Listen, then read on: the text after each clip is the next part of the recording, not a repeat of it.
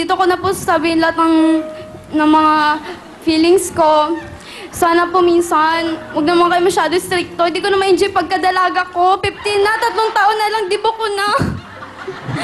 Alam niyo naman po. Ay, gusto ko rin naman po makipagkilala sa mga iba't ibang lalaki. Mga tao pala.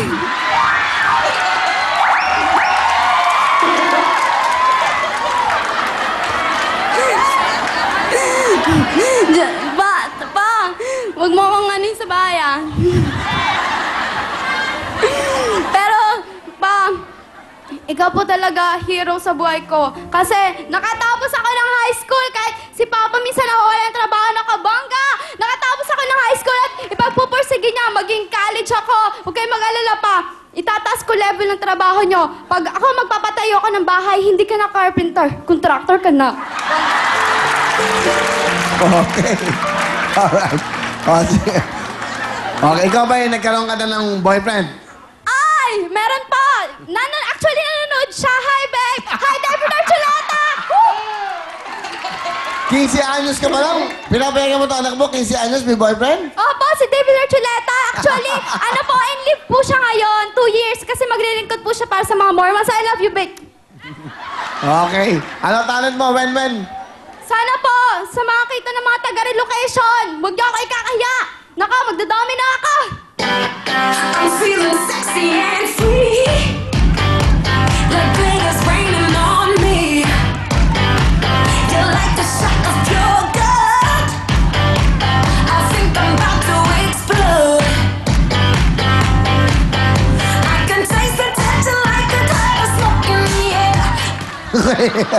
May sariling mundo to. Ayan, 5,000. Taas sa'yo. Okay na? Okay. Alright. Ito naman si Sweet. Bate. Hello po, binabati ko po ang mga taga-Nasukop, mga taga-Bulalakaw na nanonood ngayon sa Oriental Mindoro. Hello, Kevin! Nandito na ako! Over! Tapos, binabati ko yung mga teachers ko at yung principal namin, Sir Solas. Over, nandito na ako. Tapos yung mga friends. Friends! Oh my God, nandito na ako! Oh, inggit kayo! Kay Paul Sudara po at kay Charmaine Pautal at sa mga kaibigan ko po na hindi ko nababati ngayon. Pagkaduro nyo, grabe, hindi ko kayo mabati. Tapos, sa tita ko na mga anak ngayon sa Calapan, sa Oriental Mindoro, iiri mo na yan, tita. Bongga talaga. Tapos sa tita ko din, kay Tita Risa, sa family Mendoza na tinutuluyan ko ngayon sa Santa Mesa. Hello, dito na ako. Over. Tapos, binabati ko din po ang aking family ng Tay. Dito na ako, tatay, hindi ka dahil mag-inom. Panahon ni dali mong bata. Tapos, binabati ko din ang aking very supportive na kuya, Kimberlu. Kuya, bakla. Salamat. Tapos, kay Moni, kay Ate Belen. Oh, grabe talaga. Dream come true. Saan ka galing? Sa Oriental Mindoro po. Saan ba ang Oriental Mindoro? Doon po. Malayo po. May barko ka? Po. May barko? Yes! Okay. Super bong-bong ang biyahe. Ilang oras ang biyahe? 10 hours. 10 hours. Opo. Tapos nag-bus ka pa? Mula po doon, Dimpol, bus, tapos punta po ng Batangas. barko, Batangas, tapos ng biyahe ulit, tapos Gora na, dito. So, napanood nyo kami sa ano? Oriental. Namin! Ikaw, Will, idol talaga kita, pwede pa kiss. Oh my God, inggit kayo! Ingit kayo. Inggit talaga kayo! Ano yung mga awards na yan? Ito po ay yung mga Academic Excellence Award, tapos may Leadership Award din po, tapos may Valedictorian Award. Wow! Sino ang inspirasyon mo? Dahil marami kang ganyan.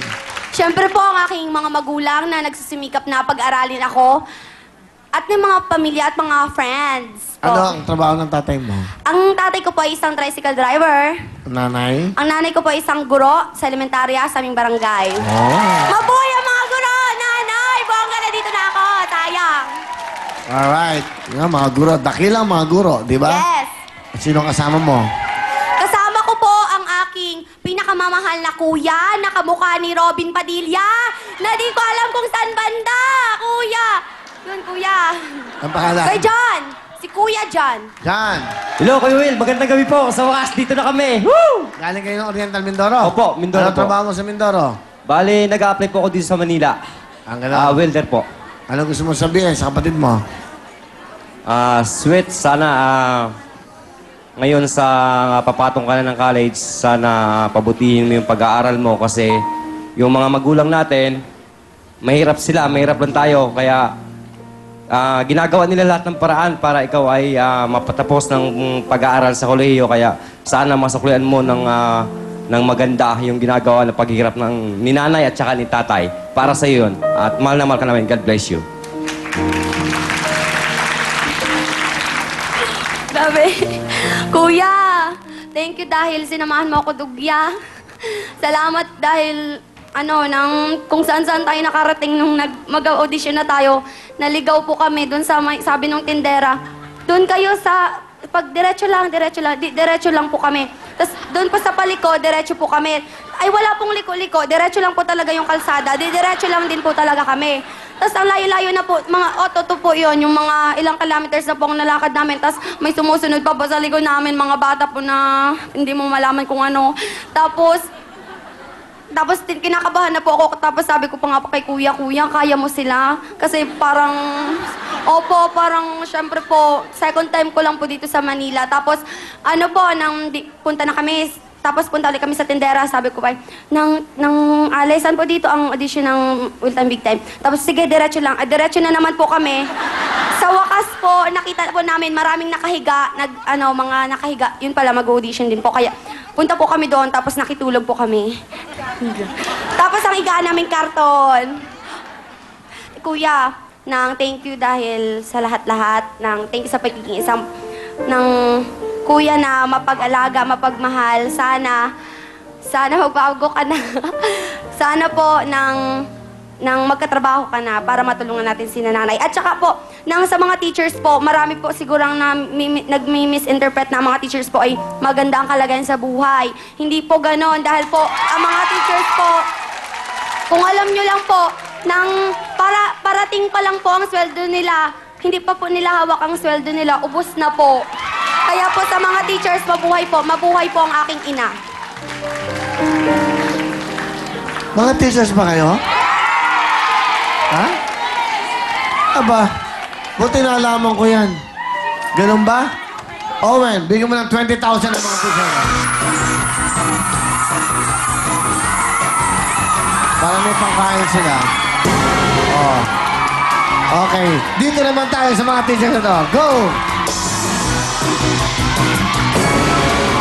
Mga teacher din ba kayo? Hindi kayo lahat, ha? Hindi kayo lahat, ha? Yun. Teacher ba kayo? Christ Center Ministry, mga teacher ba kayo? Ano yun? Teachers ba kayo? Owen, bigyan mo ng 20,000 ng mga teachers.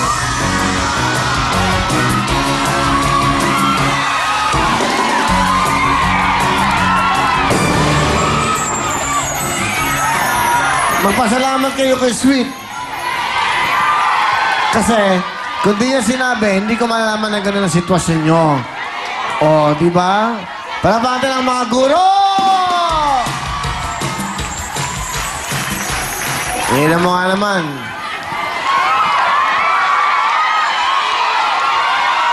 Nakaka-inspire po. Nakaka-inspire na tayo magsama-sama gabi-gabi. Sa mga ganitong klase po ng mga kwento ng buhay ng ating mga kababayan. Hindi po ito soap opera o teledrama o tinatawag natin mga script. Ito po ay tunay na salamin ng ating mga kababayan. Nakikinig ako sa mga batang to. Masarap mapakinggan kasi mas lalo kang gaganahan na magtrabaho. Alam nyo, ito'y walang bahid ng politika. Ito'y bahid ng pagmamahal sa kapwa mo. Kaya kami nandito, lahat kami rito sa TV5, na-inspire kami sa mga kwentong totoo. Katulad po niyan, hindi namin alam na bumiyahe pa itong batang to. 10 oras sa barko. Babiyahe pagmula sa barko. Nagdire-diretso. Natulog sa karton. Sinusulit lang namin yung kanilang pagod. Kaya, Sweet, salamat sa iyong mensahe. Okay. Ano ang talent ni Sweet? Kakanta po! Pakinggan po natin, magmula sa Oriental Mindoro, si Sweet. Hello. Sabayan niyo ba? Palakpak! Yes! Woo! Yes!